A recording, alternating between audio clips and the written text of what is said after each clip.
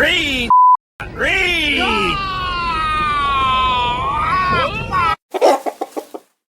Huh? NANI?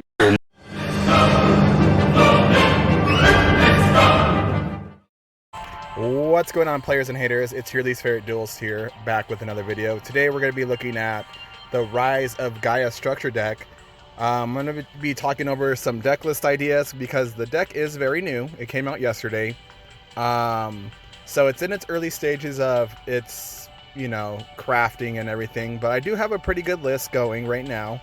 If you're not familiar with Gaia, it is an archetype surrounded around like a 2300 vanilla, like very garbage monster. But we're not using the garbage monster. We're using its like in archetype counterparts. So let's take a look at the deck that I have here. So this is the list I have right now. It will vary a little bit in the replays, just very slightly. I wasn't running Karma Cut at the time. I was actually running 3 Envoy of Chaos. The reason why I was running 3 of them is because this guy here makes your Gaias very big. Gives them 1500 attack in damage step. So it makes something like your Gaia the Fierce Knight Origin 3100 attack. It makes your makes your Gaia the Magical Knight 3800. So that's the reason why I was running 3. Plus it's recurable. You can banish a light and dark to add it back to hand at the end phase.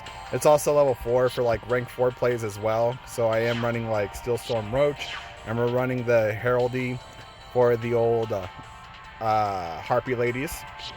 But let's get into the list itself. I'm going to break up this recording into 2 parts. It's all going to be one video though. It's just I want to do the deck list first, and then we'll do like about 3 or 4 replays after the fact. So the reason why I'm actually covering this deck in particular is it makes a very good use of probably one of the most powerful spell cards in Duel Links, which is World Legacy Clash. This card is actually limited to. It's also just a rare. So what it does is you can banish a face-up monster you control, and then a monster your opponent controls loses attack and defense equal to the original attack and defense of the banished monster. The reason why it works so well is that your big boss monster here, the Gaia the Magical Knight of Dragons, what it actually does as a quick effect during the main phase, you can have this card lose 2600 attack and then you pop a card. And it's any card. It does target, so keep that in mind. One of the downsides to this card in particular, besides it dropping its attack to 0, you also have to make sure that this effect is like last in the chain. So let's say that you use this effect and they Karma Cut something. They Karma Cut your Gaia. The effect will not go off. It has to lose the 2600 attack for its effect to work. It's very similar if you've ever seen people running Dark End Dragon. So if we go here to Dark End, let's see. Dark End Dragon here, it loses 500 attack to send a monster, but if it doesn't lose its attack, the effect will not trigger.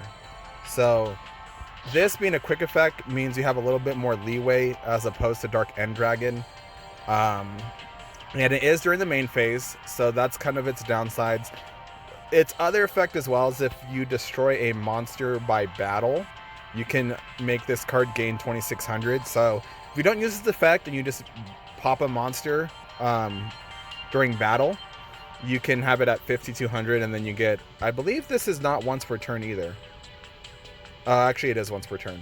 So yeah, that's that. You can make it really big or just pop cards. And the reason why we're using World Legacy Clash is it resets its attack when the Gaia returns to the field. So that's awesome. Besides this card being very good to protect a monster during the damage step, it also negates attacks if you use it during the damage step as well. It's pretty gross. Very gross card. That's why it's limited to. We're also running 1 Forbidden Chalice. The same theory behind World Legacy Clash here is to reset our Gaia's attack to 2600. So what this does here is if you do this Chain Link 1 and then Gaia Chain Link 2, what'll happen is you'll pop a card and then boost your Gaia to 3000. It'll be at 3000 attack with Forbidden Chalice. So this has to be Chain Link 1, and then this one has to be Chain Link 2. So that's that. We'll go into the rest of the cards here. We're playing some, we are using most of the structure deck here. And I will say that this deck does have a very good Harpies matchup, thanks to stuff like Curse the Dragon. So when this is normal or special summon, you can blow up one field spell. So that takes care of the Harpies field spell turn 1. And then its other effect on the field, you can use this and another monster to fusion summon. So this is your polymerization as well. Okay. We're running 3 of the new card from the structure deck, Gaia the Magical Knight.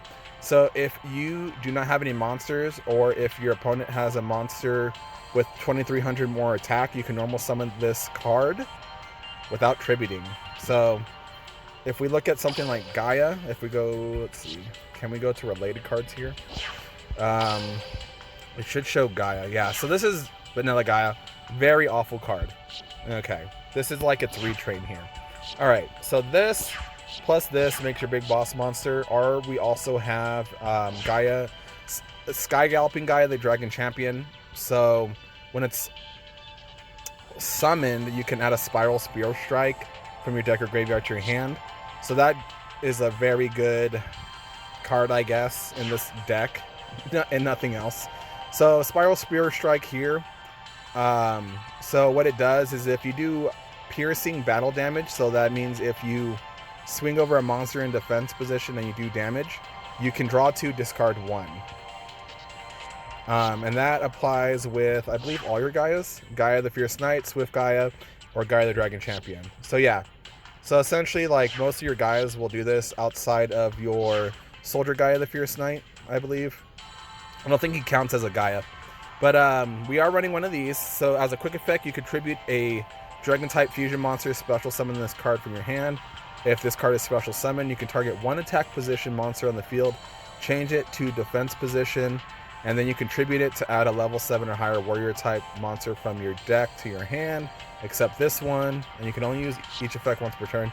This is more for turn 1 boards. You want to set up a Gaia, the Magical Knight, and then potentially have this in hand just in case you were into like an OTK deck, something like DDD, or you also have like heroes and stuff. So this can switch one of their monsters to defense position.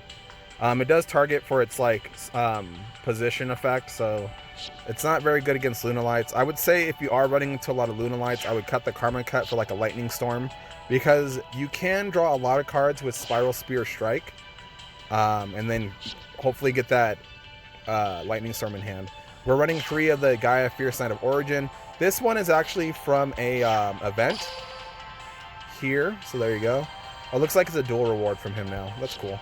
Yeah, so you can farm this one up here and get this guy here. So you can discard a level 5 or higher monster and special summon it. And it also counts as 2 tributes for a warrior type monster.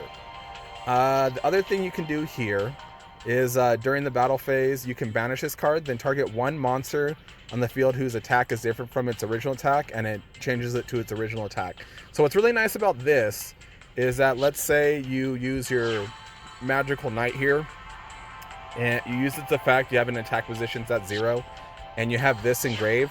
During the battle phase, you can banish this and change your Magical Knight Dragon Man to 2600 again, and hopefully they don't know how to read and you just destroy it. Okay, so that's that. We already talked about Curse of Dragonfire. Envoy Chaos, like I said, you could discard it to boost up one of your Gaias by 1500. You banish a Light and Dark to add it to hand. It's a nice like beatdown card when you got nothing else to do. Okay, the other card here that abuses non-readers here is Helping Gaia. It's the field spell. So and this is the part here which kind of confuses me on why opponents are not reading, because it's the very first line here. So it says your opponent cannot activate cards or effects during the battle phase while Gaia the Dragon Champion is in your monster zone. So this one counts as Gaia the Dragon Champion as well, besides this one. So keep that in mind. So if you can get to the battle phase, typically you can stop stuff like Fire Kings, Spear Karibo, Kiteroid, yada yada yada. This negates all of that. Okay, so it's secondary effect here. You can reveal a Gaia the Furious Knight in your hand, add a level 5 dragon type monster, which is always going to be your Curse of Dragonfire. Or you can do the opposite with it. You can reveal a level 5 dragon and add a Gaia monster. So it adds a lot of really good card economy. If this sticks on the field for a couple turns, you can just keep continuously adding cards to your hand. Very good for the card economy. All right, I think we just discussed everything else here. We're just running 2 karma cuts here. I could see 3, or just running a lot of discard cards in general, just because of your very good card economy here with Galloping Gaia. And the Magical Knight here does special summon a the dragon from the hand or the grave, so you can always discard it, your dragon, your Curse of Dragonfire here with Karma Cut, and then just special summon it with the Magical Knight. We are running the skill here, which is called Dragon's Knight's Path. It's a brand new skill. All you have to do to earn this skill is use one of the Yugis or Yami Yugis. You special summon, or you just summon 20 warrior monsters to unlock this skill. So essentially what this does is you return a card from your hand to your deck, and then you place the field spell from your deck onto the field. And then it does lock you into Gaias and Black Luster Soldiers and level 5 Dragon type monsters until the end of your next turn. So that means, like, even if you set up your board using this skill, you have to wait. So, like, let's say you're on turn 1, you activate this skill. You have to wait till turn 3 to make anything besides Gaia monsters and the like. So just keep that in mind. If you do open up the field spell, I would say most of the time you want to just activate the field spell that way. That way you can keep yourself open to making things like Steel Swarm, Roach, and your Heralding. That's a good play there. That's also why I'm running 2 of the field spells, just in case you know, you open one, you can just play it. Also, the other reason why I'm running 2 is, let's say you draw it, then your skill's pretty much dead, and why even play the skill in the first place? So that's the other reason why I'm running it. The third reason is some people are running Cosmic Cyclone and things of that sort, so at least you have 2 to rely on. I think in one of the replays you'll see that they Cosmic Cyclone one. So that's the deck there. Hopefully I was fairly informative on that, and let's get into the replays. Alright, so let's do some replays after doing the deck list. So one of the nice things about the field spell is that it locks your opponent out of activating effects during the battle phase if you do have the Gaia champion on field. So that's pretty handy. It's very good against things like Fire Kings, Thunder Dragons, anything that runs hand traps or Drowning Mirror Force, Wall of D. This deck is very good against that. I will admit that. Alright, so it looks like we are playing against Fire Kings here. So we're going to activate our skill, get our field spell out. We're going to use Galloping Gaia to add a Curse of Dragon by showing a Gaia. We're going to activate our Gaia the Magical Knight. He's going to Arvada. We're going to Chalice that to negate. And then we're just going to activate our effect here. We're going to get a Gaia the Magical Knight of Dragons here. Activate our Spiral Spear Strike. And boost our Gaia up to 5200 attack. And then we're going to just Gaia here again, because this deck is very good at card economy. Keep adding cards to hand. Thinning out the deck, fuel for the karma cuts and the sort. And as you can see, he probably didn't set anything there just because typically Fire Kings have like Kiteroids and Battling Boxer Veils in hand and Sphere Karibos. He couldn't activate those during the battle phase with the fusion on field. Although you can do things like Neos Fusion or some of those Xyz monsters that prevent themselves from getting destroyed by detaching the material, they will still activate, so keep that in mind during the battle phase. Because those aren't actually activated effects, they're technically like continuous effects in a way. Alright, so it looks like we're going to be fighting the mirror here. He Hatronades our back row. So he's going to pop our field spell here. I believe, losing my train of thought, I think we open up field spell. So he's going to go here. He's going to destroy our Gaia here, get for 200 attack. Alright, we draw Gaia. We're just going to activate it. Show the dragon for the Magical Knight here. Go ahead and do our own thing here. He's going to go and pop here. We're going to Forbidden Chalice to negate the pop. And then we're going to do our Curse of Dragon play here. He's going to Forbidden Chalice. Forbidden Chalice here. We're going to World Legacy Clash our dragon to make his Gaia small. Swing over it. We got our Curse of Dragon back here. And It looks like he ran out of cards. Now the thing is, the Gaia deck can vomit its whole hand, and so one of the things that you have to keep in mind is that if you have the field spell up, you should just always use the effect every turn, pretty much. That's what I'm under the impression of seeing. Is it's just better to get your good card economy going and just adding cards to hand every turn. For sure. Alright, so we're gonna have multiple win streaks like with this deck as well. So this looks like Thunder Dragon here. So he's gonna do his Thunder Dragon BS stuff. Boy, Thunder Dragon got hit so hard with the level augmentation. Well, like the level skill nerfs. It's so sad. Alright, so we're going to use our skill, get Gaia. He's going to chain Dark to add a Dark. Here, we're going to use Gaia the Magical Knight. Oh, I remember this duel. Alright, so we add our Curse of Dragonfire. Do our Gaia the Magical Knight play. We're going to go into Sky Galloping Gaia. So this is the one that when it attacks, it turns monsters sideways. It also searches your Spear Strike. We're going to turn that guy sideways, draw 2 and discard 1. Alright, he's going to use his Allure by Darkness here to draw 2 cards. Lupine for a bunch of stuff. Dark is going to... Looks like Roar is going to get out a Hawk. And Dark is going to add a Hawk as well. Alright, so what I do here is whenever you fight Thunder Dragon, you always want to keep track of what they have in the graveyard. That's like their biggest resource. Secondary would be their Banish Zone as well. This only applies to things like Hawks. So if they have Hawks, the Banish Zone is also open up for use, but typically it's just a graveyard. He has 2 Darks, so he can't go into a Thunder Dragon Duo or a Levianeer. So he's going to go Thunder Dragon Hawk here to pull the... So this play is a very typical play here by Thunder Dragon.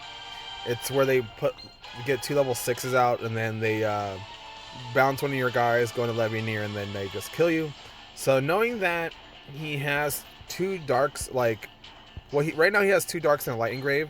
And so I'm going to use this Karma Cut on his Hawk here to banish both of them, because Karma Cut also banishes the same name from Grave, just to remove all the lights. And then we're going to Necrofusion here at the end phase just to get a Gaia pop out, and we're pretty much set to go. We have piercing damage with our Spiral Spear Strike, so easy clap. Okay. Let's see, was this the U-Bag one? Okay. I think we got like 2 more replays. I've been doing a lot more playing, and then instead of like saving replays in this one. But I would say I got about like a 85% win rate with this deck. I did misplay a few times just because reading is hard, you know. And then some. This deck can brick. I did brick against the Mirror one time. Okay, looks like we're playing against the Noble Knights here.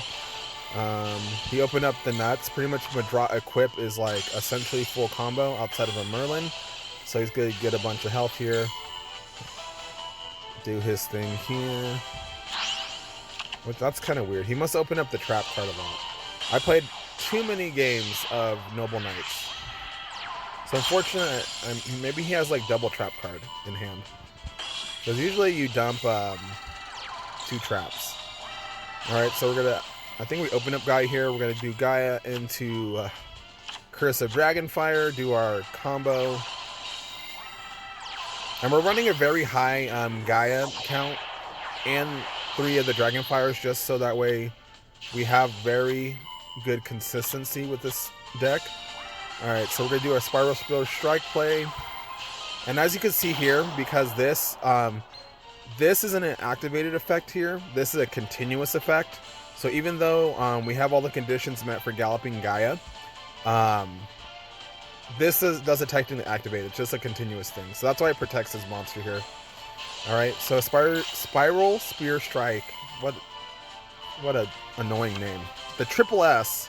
We get to draw 2 and discard 1. So we dump our Curse of Dragonfire. We do have double Necro Valley set here. So we can go into a fusion if we need to. He's going to Ardurfer here. We're going to activate Necro Fusion in response to that pop to get a Gaia the Magical Knight out here. We're going to put in defense position. He's going to Noble Arms as needed. We're going to pop that Driston so that way he doesn't kill us. He could have went into a rank 4 to kill us there. We're going to Galloping Gaia again for another Curse of Dragonfire. Gaia the Magical Knight's going to pull out that Curse of Dragonfire. We're going to go into Gaia the Magical Knight of Dragons. Swing over that Noble Knight no one uses. Gawain. Alright, we're going to use World Legacy Clash here to prevent the pop. Go into Necrofuge at the end phase. Pull up another Gaia the Magical Knight. And we pretty much have piercing damage and pop here. So we're going to Gaia again. Add another card. We're going to add our hand trap here. The Soldier Gaia the Fierce Knight. Go in and just start swinging away. And he really can't respond with anything on the battle phase, so yeah. 1, 2, 3, 4, 5. Yeah, so this deck, I think it's actually a very good deck. It's pretty straightforward, and the fact that you have to, your opponent's kind of forced to activate effects pre-battle phase can work in your favor as well, because they have to do stuff like Karma Cut and things of that sort on the main phase, and you can always just continue your main phase. So with a little bit of extension in your hand, this deck can do some big damage.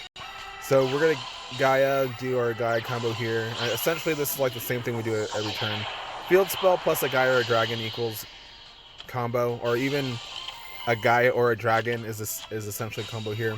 So we make our charging to get the spiral going. We're going to dump a Gaia the Fierce Knight Origin. Now this one here, when we banish it, like I said, can reset your monster's attack. It looks like we're playing against Harpies here.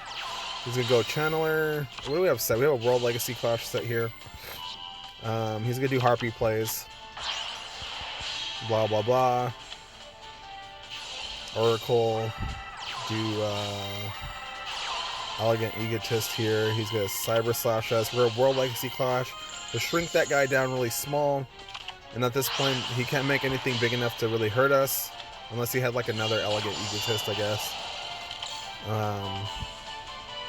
Doesn't set anything, so he's pretty much just dead here. We're going to Galloping Gaia here, just because we can. Get out of Curse of Dragonfire here. And then we're going to go make a rank 4 here, just for BM. Make that Heraldry to let them know that we haven't. Doesn't matter anyways, and there you go. So yeah, that's the deck. I think it's a great deck. I did post, like, doing the replay recording. I did end up pulling a second Chalice, so I just took out the Envoy of Chaos completely and added in the Chalice. I think Chalice is very good in this